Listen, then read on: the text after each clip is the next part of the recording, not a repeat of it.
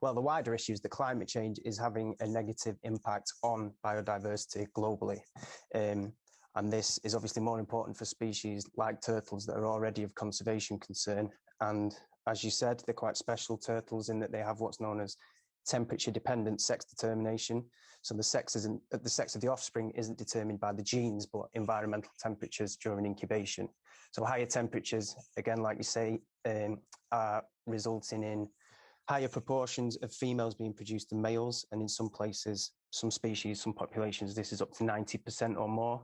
And higher temperatures during incubation, obviously as a result of global warming, are also associated with reduced hatch success. So higher temperatures are resulting in more nests failing to hatch.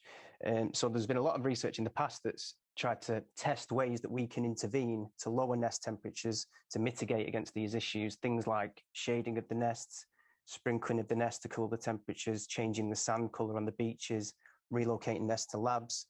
And to test that, well, to help address this issue, we tested two techniques, one of which I've mentioned, shading, but we also tested a new technique, which is splitting the nest, so halving the number of eggs that incubate in the nest, therefore hopefully reducing the amount of heat that's generated by the eggs as they incubate.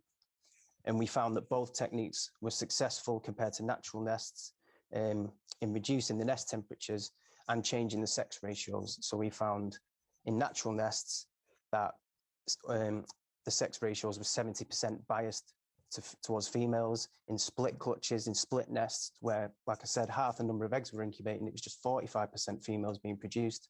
And in the shaded nest, it was just 1.5% on average of hatchlings were females.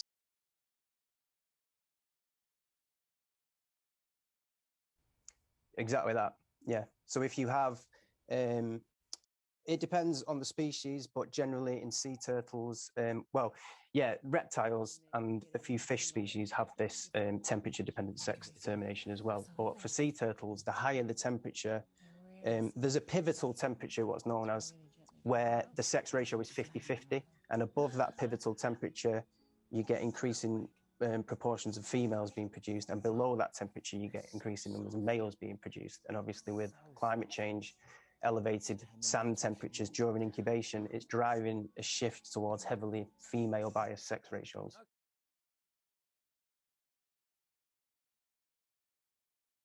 Most turtle populations around the world, there are ongoing conservation efforts already. You know, they are endangered, they're threatened as a group and individually as species to varying degrees. So there are conservation efforts that are ongoing, which do take a vast amount of resource and manpower. And what's important with these techniques, especially the splitting of the nest that we investigated, is that it's very low resource and it doesn't require any material, much time at all. It's simply a case of split the nest in half, rebury half the eggs elsewhere, and then leave them to incubate naturally.